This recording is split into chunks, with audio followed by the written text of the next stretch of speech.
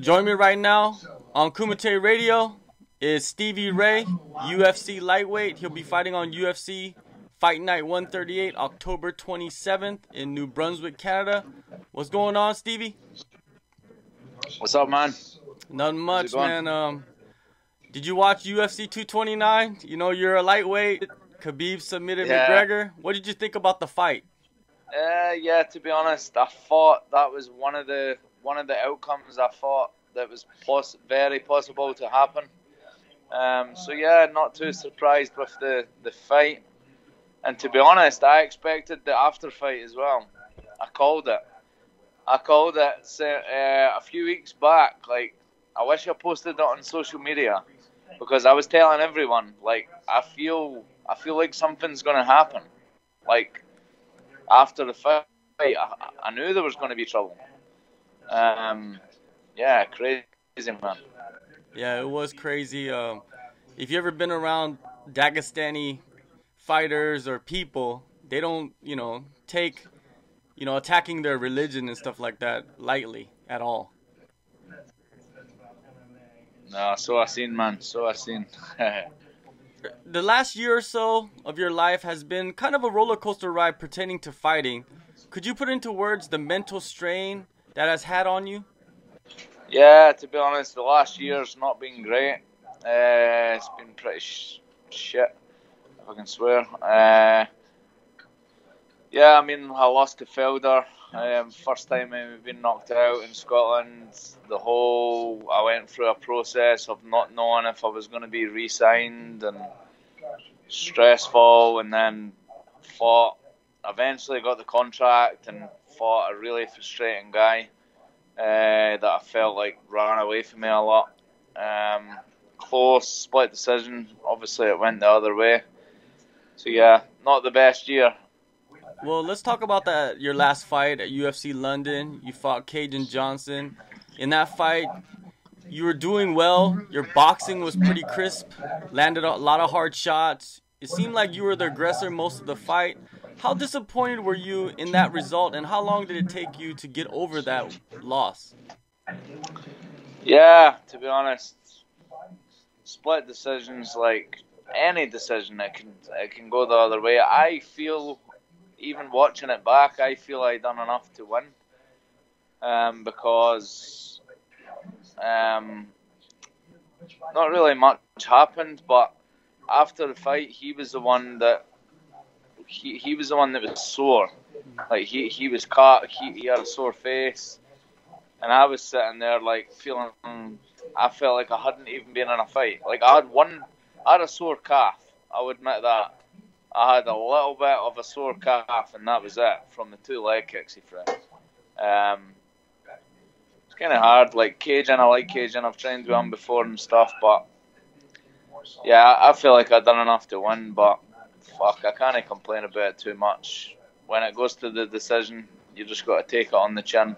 I've won some close decisions as well, so it is what it is. Coming out of that fight, did you decide to focus on anything in particular while not actually in training camp? Just to be honest, I'm always in the gym anyway, not really focusing on anything specific. I would say maybe I focused a little bit more on my grappling, actually, because while I was off and didn't have a fight, I needed something to get motivated, something to keep the motivation there and stuff, and help me bring my weight down, help me stay away from the pizzas. So I did a grappling match with a really good guy, Ellis Younger. He's a BJJ brown belt. He's also trained at Tristar. Really, really good guy. So yeah, I done a match with him, just to stay focused, and I feel like it really improved my jiu-jitsu. So yeah, you could say that, but apart from that, like, I'm always in the gym training, trying to get better everywhere. You are currently in Montreal at Tristar Gym getting ready for your upcoming fight. Why did you decide to return? To be honest, I've been wanting to come back to Montreal for a while. It's just the way things are, worked out. When I fought Ross Pearson. I fought him on 4 weeks' notice, and it was in Ireland, so it was pointless coming to Tristar, to on 4 weeks' notice to then get jet lag here, jet lag back.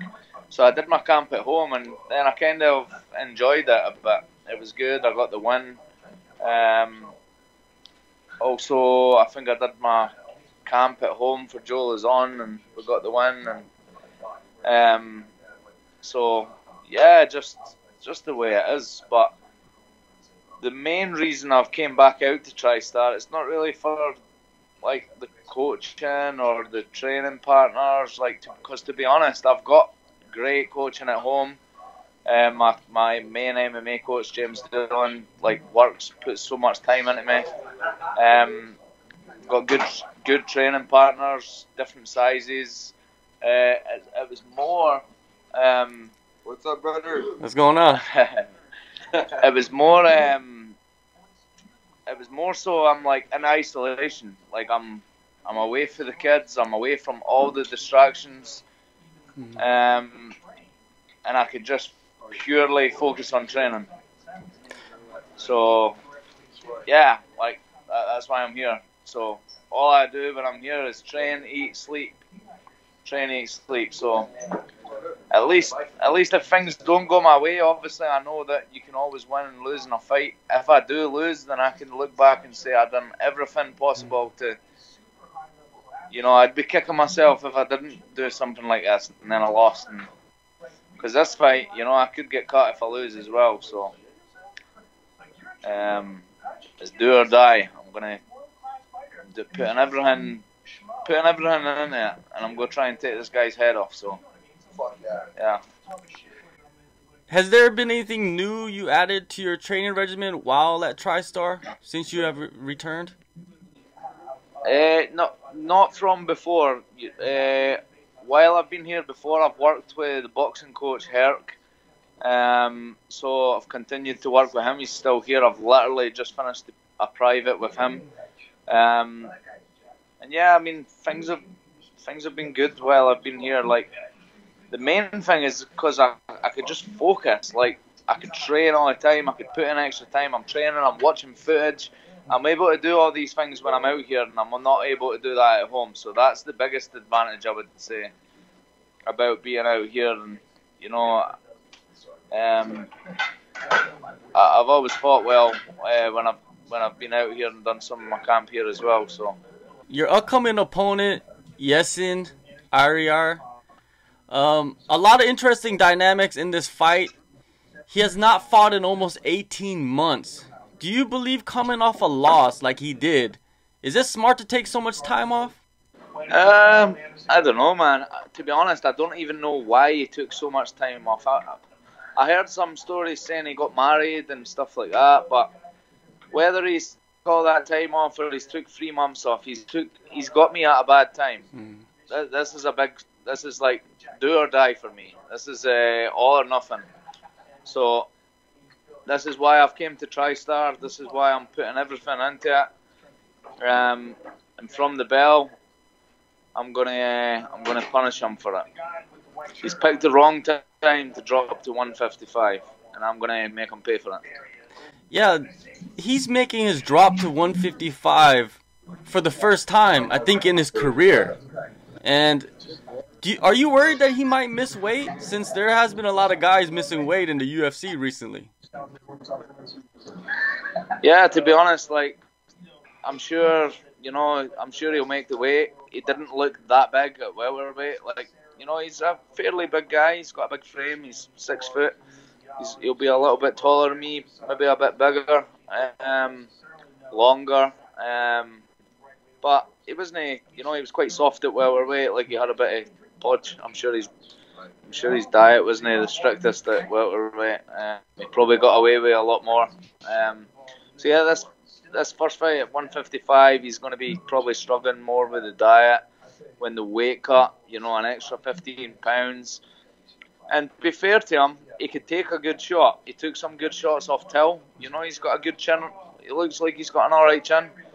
But you're not going to be able to take those shots when you've cut an extra 15 pounds. So I suppose we'll see on the night. Yeah, the fight with Till he showed that he's not afraid to go in there and mix it up with, you know, a striker. And you like to strike. You showed that in your last fight. You like to box. Does that excite you that this guy is going to come forward and, you know, be the aggressor instead of run away? Yeah, I hope. Well, I pray to God he's going to be an aggressor. That's the fight I love. This is why I wanted to fight Joe Lozon. Someone like him. And even look at my fight against Joe Lozon. Look at the third round.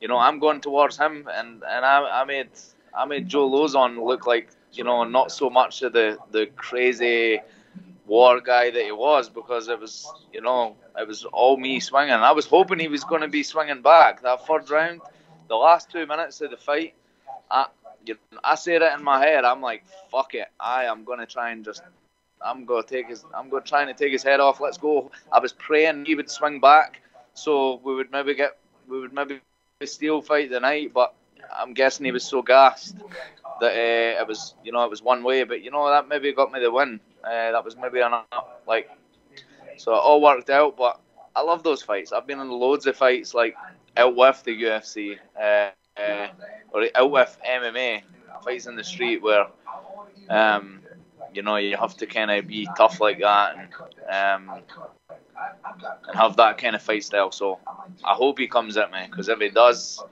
it's not going to be pretty for him.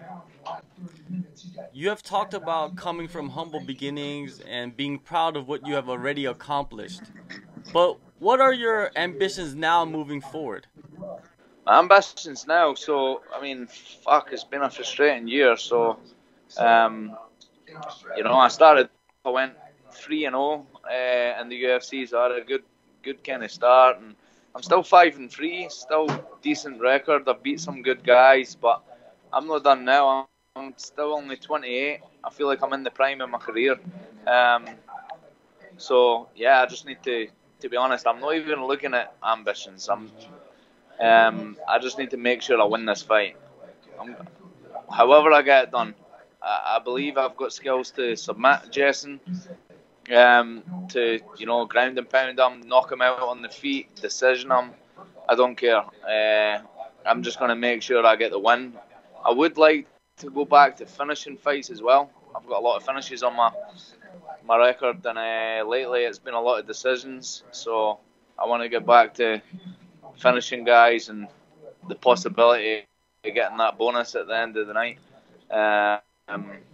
Yeah, just not even so much for the bonus, just to fucking start finishing guys again. It's more exciting. So yeah, this fight, I've not really got a game plan. I'm just, from the bell, I'm going to try and take him out. I'm kind of treating this not like a street fight, but just fucking, as soon as the bell goes, I'm going to try and put him away any way possible. Nowadays, fighters are involved in other ventures inside and outside of MMA. Do you have anything going on you would like to promote? To be honest, back home, I've got my own club. Braveheart MMA, I called it. So I'm now, you know, it's a good kind of post-career. And to be honest, like, just being a fighter and only a fighter, like, fuck, it might seem like, I guarantee there's people that work out there and they're like, oh, I wish I was just like Stevie Ray and you could just train and do what you love, but fuck, it gets boring. Just training and fighting and training and fighting. You've got too much time on your hands. And especially when I've got kids and stuff at home, and me and the missus are arguing about the housework, and I'd rather be busy. So, yeah, that was one of the reasons as well. I've opened Braveheart MMA and I love it. I love coaching. It feels good giving back to, you know, teaching other guys, and I've got some fighters now. Yeah, it just feels good. So I've got that. Got a lot of people behind me, sponsors and stuff. So yeah. All right, October 27th, UFC Fight Night 138. Stevie Ray is gonna come back and show, you know, that he's got that fire, because I feel that fire from you right now, man. I feel that you said right there, you're gonna go in there, you're gonna just go for the head. So it's gonna be crazy. Yeah, that's it. Everybody's going to see it. Everybody's going to see it. I'm the first fight on the card, and it's going to be a cracker. I pray to God he's going to come towards me, because I'm going to go from the bell. I'm going towards him, and I'm going to try and take his head off. So I pray he's going to do it to me. The best man will win on the night. All right, Stevie, thank you for your time, and good luck on your fight.